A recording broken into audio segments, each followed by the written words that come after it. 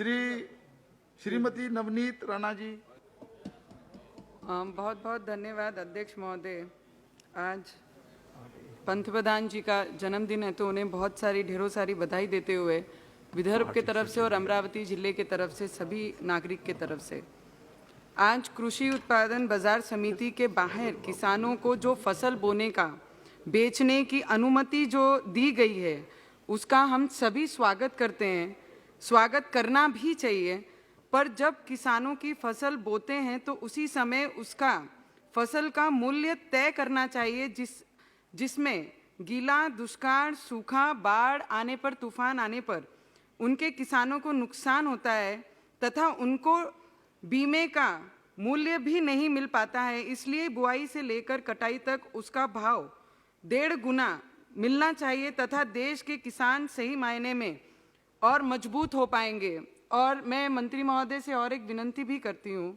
कि महाराष्ट्र में पंतप्रधान किसान सम्मान निधि योजना जो जिस तरीके से किसानों को 6,000 सालाना मिलते हैं, तो मैं आपसे मांग करूँगी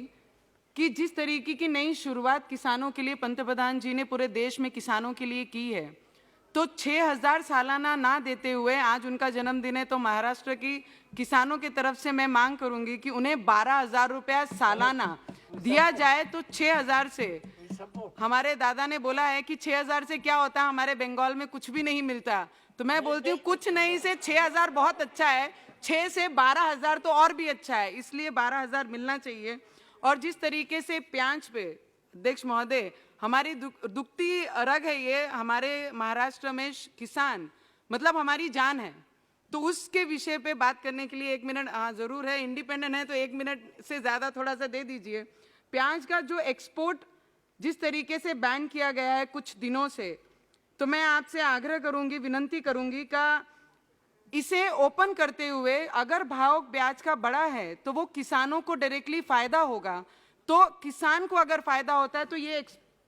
एक्सपोर्ट जो बंद किया है उसे खोल दिया जाए। और वहाँ के नासिक के एमपी ने भी, हमारी कलीग ने भी इसका विषय लेकर मंत्री जी के पास गए और उन्होंने उनको एक उत्तर दिया है कि हम किसानों का नुकसान नहीं होने देंगे। तो वो जवाब लेकर पर मैं आपसे विनंती करूंगी कि एक्सपोर्ट को बैन जो किया है वो हटाकर उन्हें जल्द से जल्द इसका फायदा दिया जाए। और जिस क्षेत्र को मैं बिलोंग करती हूँ विदर्भ, जहाँ पे बहुत बड़े पैमाने में सूखा रहता है, जहाँ पे फसल बोने से लेकर हमें हर चीज का संकट सामने आना पड़ता है, तो उसके लिए ये बिल बहुत इंपॉर्टेंट रखता है कि अगर कॉन्ट्रैक्टदार वहां पर आएंगे तो किसानों को उससे फायदा ही होगा, लाभ ही होगा कि जिनको आखिरी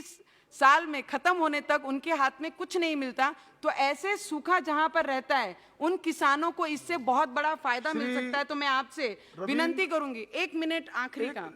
एक ही मिनट, 1 सेंटेंस ओनली प्लीज। और